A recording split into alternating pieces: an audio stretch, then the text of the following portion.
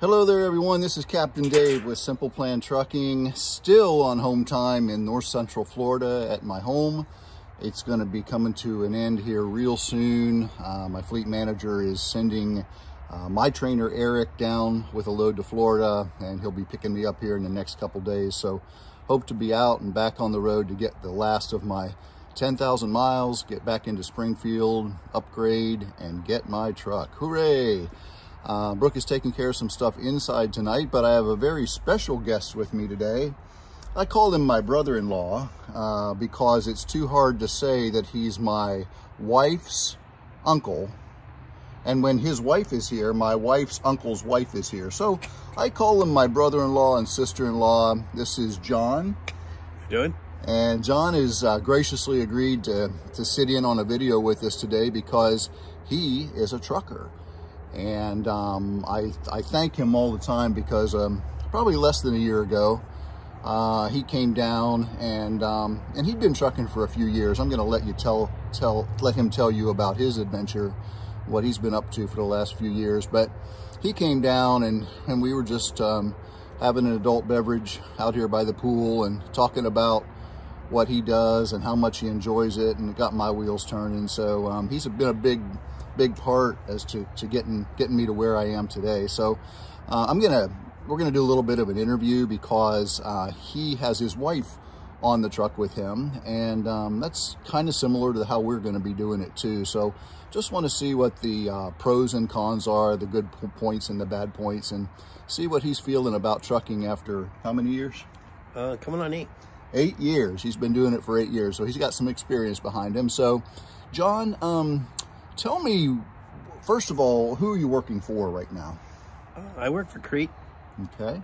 And you tell me what kind of driving you do. What do you do for Crete? Currently, I work a dedicated route in a regional area, and I do meat and produce. Okay. So, yeah, he works up in the northern United States pretty much. And so he's really gotten to be good with dealing with weather. I asked him on this trip, you know, have you struggled much with the weather this year? And he said, really only one time you've had to shut down this year, right? Yeah, it's been a pretty mild winter, actually. And John has started, first, I think he's been with several companies now. And who'd you start with after your training? Yeah, my started company was CRST. And then we went over to Expo, which went back to CFI because they kind of just bought out. So yeah, I did a year with CRSRT, and I did 3 years with CFI, and then I've been coming on 4 years now with Crete. And CSI is a starter company, just like Prime is, right? Yeah, CFI is pretty much, they'll start you right out. Okay, so they'll let you start right after you get your CDL. They're considered a starter company, right? Right. You know, you got to do your 10,000 miles. Yeah. Your 90 days, whatever comes first. Okay, so he did that, and then he worked to another company, and now he's with Crete, and he really likes Crete a lot. It's a company that does not take people, you know, right out of school. You have to have about a year of experience before you come to work for them. 3 years. 3 years. So they have a pretty high bar, and they treat their employees pretty well at Crete. So he's real happy there. I tease him now that I'm at Prime and tell him I want to try to get him over here at Prime, but I think he's pretty well set with what he's doing, and he enjoys it, and he has a dedicated route. He knows where he's going every week, and he drives, what, about 3,500, 4,000 miles a week, something like that? About that, yeah, that's my average. Okay. And he drives solo. His wife, Tammy, lives on the truck with him and helps him. She doesn't drive, but she's a big help to him. Tell me what kind of things you rely on for Tammy to help you with on the truck. Tammy handles all of our paperwork. She handles the load information, fuel stops. She's my navigator. My personal chef. Yeah. She cooks, I have to do the dishes. You know, it works out. and that's fabulous. And I know that there are lots of people that's what works for them. That's the best solution for them. I know that early on, you talked with her, hey, it'd be great if you drove too. But, you know, you guys worked through it and came to the conclusion that for you as a couple, it works better for her to be on the truck with you, but not drive. She takes care of a lot of the other things, though. Right? Yeah, she pretty much runs the households, and I just drive. That's my job. And that takes a lot off of you, doesn't it? It really does. I don't, if we need a reserved parking spot, I don't worry about that. She already knows where we're staying. She already has a spot done for us. Okay. She takes care of the dog, and, you know. Great. Yeah, it's really been handy for us. I can't remember, John, were you married when you got into trucking? No, we were dating still. Okay. So, but she knew you, and she knew what you were thinking of doing. Was she supportive at that point? Did she think trucking would be a good move, or was she like, wow, I'm not sure if I want to do that? I kind of surprised her with it. And I said, just give me a chance.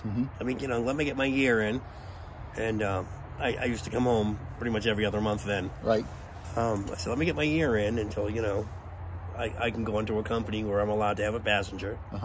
Because I work partner for the first year. Right. And so it would just be her and I on the truck. Okay. And it's kind of been like a second honeymoon. Okay, good. It really has, because it's just us. And, every night we're together to cuddle, and during the day, she gets her end of the truck, I get mine. Right. So we have enough distance between us that we're not on top of each other all the time. Right. And that's important. You have to have your space. You have to have it. And John drives nights by choice. He likes to drive nights, and I think Crete pays a little more money driving at night too. I do. I capitalize on that. Yep. That's I great. do a lot of overnight loads. There's less traffic on the road. There's a lot to be said for driving at night, and less traffic. No officer wants to do a roadside in the middle of the night on a dark desert highway. The way stations are all close too. Right. Yeah. Good. All great points. Yeah. We still haven't figured out how we're going to do it, because we have to figure that out when Brooke and I get out on the road. But right now, I'm thinking I'll work nights and have her drive days, but we'll probably mix that up. There are a lot of, when you drive teams, they say there's a lot to be said for everybody having a little bit of sunshine every day. It's probably not healthy to only be awake during the night hours and never see the sun, right? Right. Yeah, it's hard to have your timing together. So we're thinking we're going to do like a 12-hour shift. Just, you don't always drive the same hours, but maybe I'll drive 7P to 7A and she'll drive 7A to 7P. Because it's all load dependent. You don't really know when you're going to drive. Yeah, it's nice to say, I'll do sun up to sundown, but, you don't know what your load's going to be or where you're going. And, one of you are going to be better dealing with highway traffic, and some of you are going to be better in city traffic. And you have to capitalize on your sleep when you're at shippers and receivers and sitting and waiting. And many times you're already well rested, but hey, if I don't sleep now, I'm going to be driving in 4 or 5 hours when they get me unloaded. I better get some rest, because I have to be ready to drive, huh? The sleep cycle is probably the hardest. It's nice when you have a partner that's driving with you, and you can kind of, keep a regular sleep cycle. Right. But, we're truck drivers. It's just the way it is. And so, John, you've been doing this now for 8 years, and you are what, 50? How old are you? 52. 52. And so I've asked him. I said, how long do you think you want to do this? And there is no real answer, is there? As long as you feel good, and there's no plan to retire anytime soon or anything, is there? No, this is my retirement job. Okay. So yeah, this is Yeah. It's too nice. Yeah. You spend too much time in the office and the cubicles, right. And you're out on the road now. And we have been to every state, continental-wise.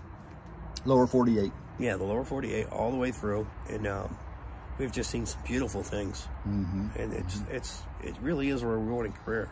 And I think, from talking to you, you really do make it sound good. It is trucking, and it is a job when it comes right down to it, but I really think that you and Tammy try to do life on the road, don't you? I mean, you'll stop and you'll eat at nice restaurants when you want to, and if you're somewhere to see sights or those kinds of things, you make it a point to do that kind of stuff. Grand Canyon, the caves in the Missouri, the Alamo, Mount Rushmore. We've seen it all. We take our time. We plan our 34s really, really well.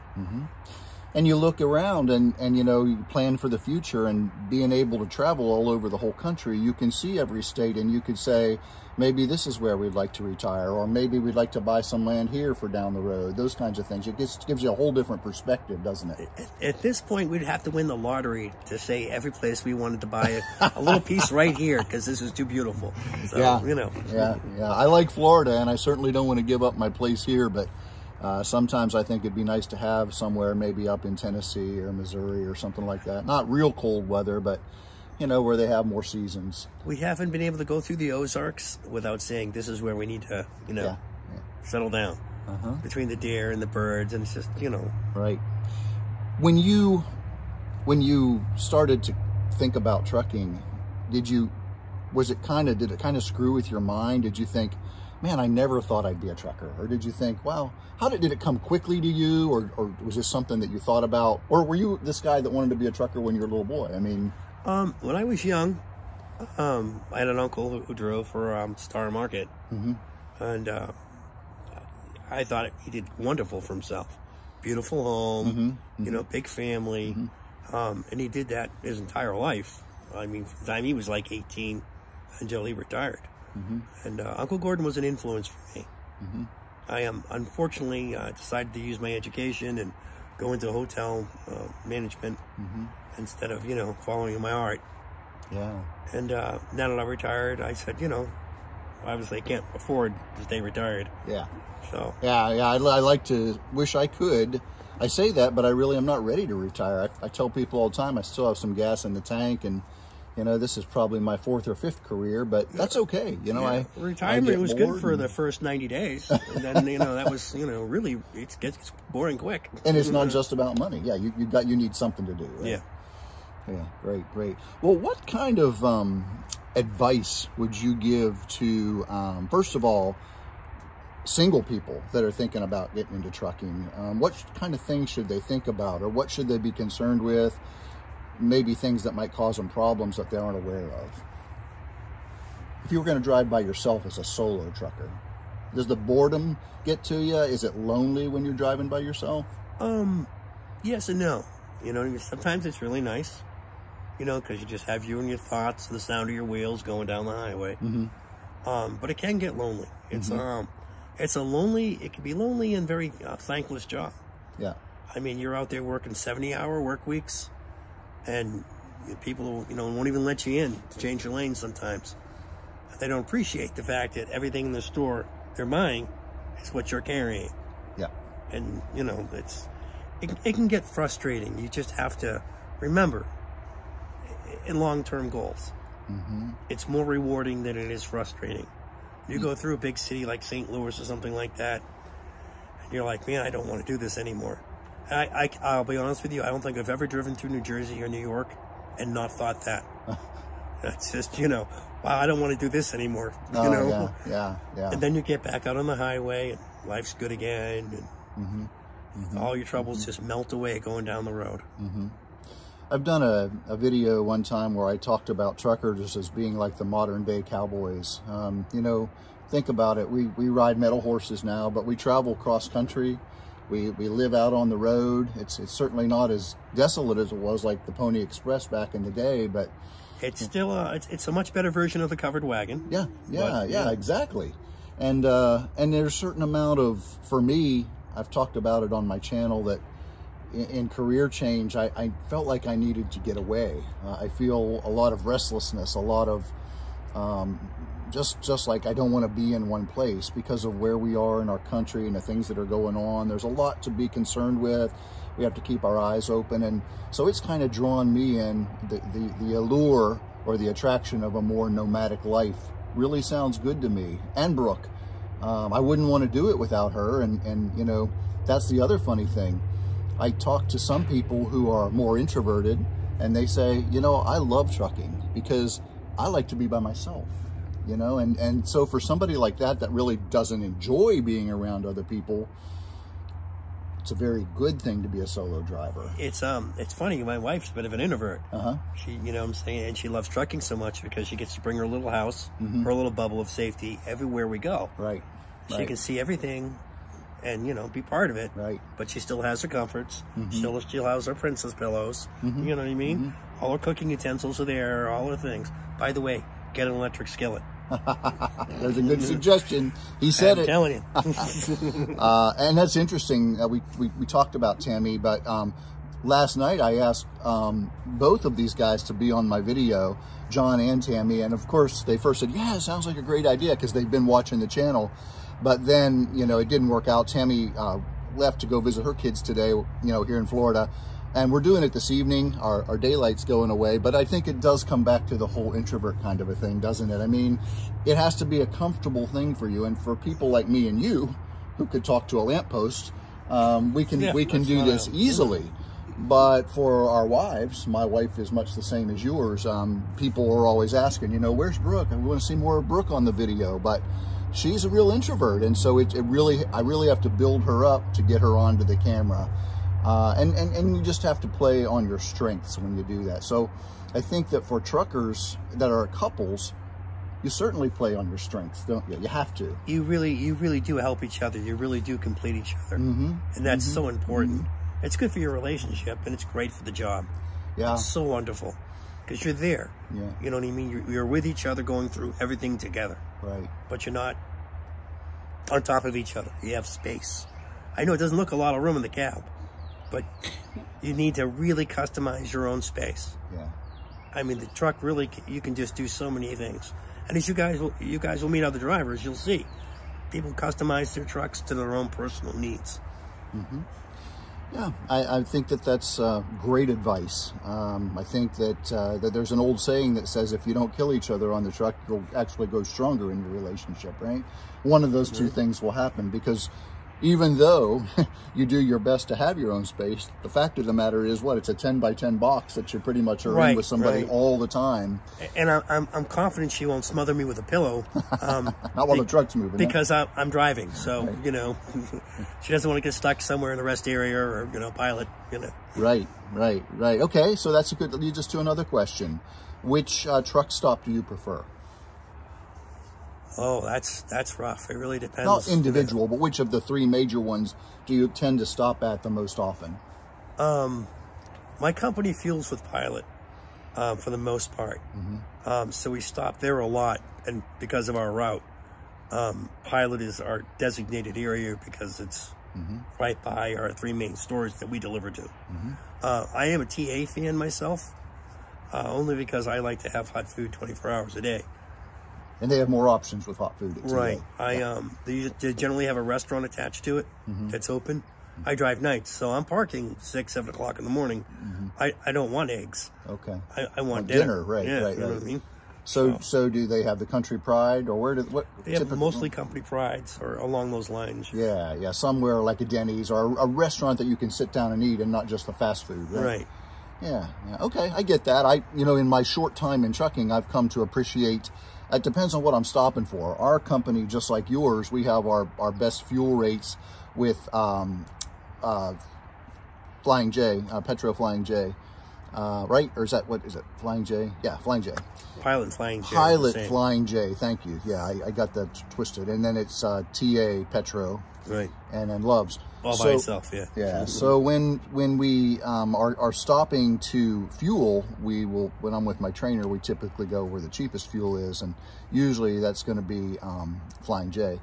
But if we're stopping to shower, we kind of prefer Loves, or I do so far. Plus, we have shower power there, and we always have free showers, and then we have free coffee there, and so I like my coffee every morning. I know that you guys make your own coffee on the truck, right? We do. You do. Yeah. So the creature comforts are important, and you have to figure out which ones are the most important to you, because you certainly can't have everything you want on a truck, but those little things like coffee make you guys feel good, huh? The coffee maker, we have a toaster, the microwave, 2 skillets, an induction plate, crock pot. She goes out. Most of our top bunk is really just her cooking stuff. That's great. That's great. And she tries to stay awake when you're awake. You drive all night, she's up at night, and you both go to bed and sleep together during the day. She honestly, she wakes me up in time for our shift. Generally, she'll have my coffee or a bagel, something ready for me. Okay. I mean, she's a good old-fashioned woman, and She does not mind, you know, being a home wife kind of deal. Good. Because we're not home. We're moving. Right. So, yeah, she wakes me up with breakfast and sends me on the road, gets me in my seat. Yeah. And then at the end of the day, she cooks dinner and we go to bed. Like any good woman, they keep us moving, don't they? Yeah. She doesn't let me miss anything. I don't, you know. I do most of the outside chores. Yeah. You know, but she lets me know when it's time. Mm-hmm. Need to do laundry, you know. Okay, you know. And you've said navigation is a huge issue for you.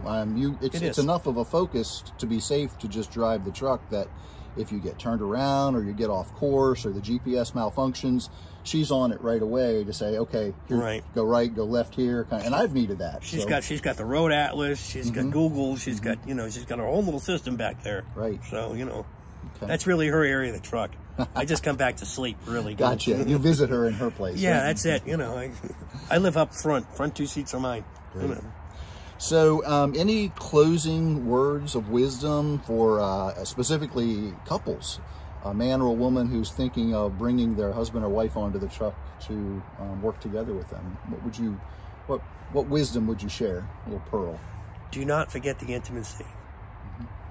Remember that this is a really tight environment. This is a good time to re-woo the woman you love. Chocolates, flowers, little things like that, honestly go a long, long way. Because she's going to get just as aggravated as you do in traffic. Now, you know my wife's going to be watching this video, right? Yes. And she's going to remember that you said all that, so. Well, yes. Okay. All right, so that's it for today. I just wanted to take a few minutes and talk with you, take advantage of having my brother-in-law John here and his experience of being on the road. You know, we're going to be OTR, so I told John we'll probably see them more on the road than we do when he comes to visit, because I'm sure our paths will be crossing and we'll be stopping for dinner and meeting up and that kind of thing. So we just wanted to get with you and spend some time with you this evening. That's all I have for today. I would ask you, if what you're hearing is of value, please like the video, give us a thumbs up, drop any comments that you have, any questions or topics that you'd like me to cover on the channel.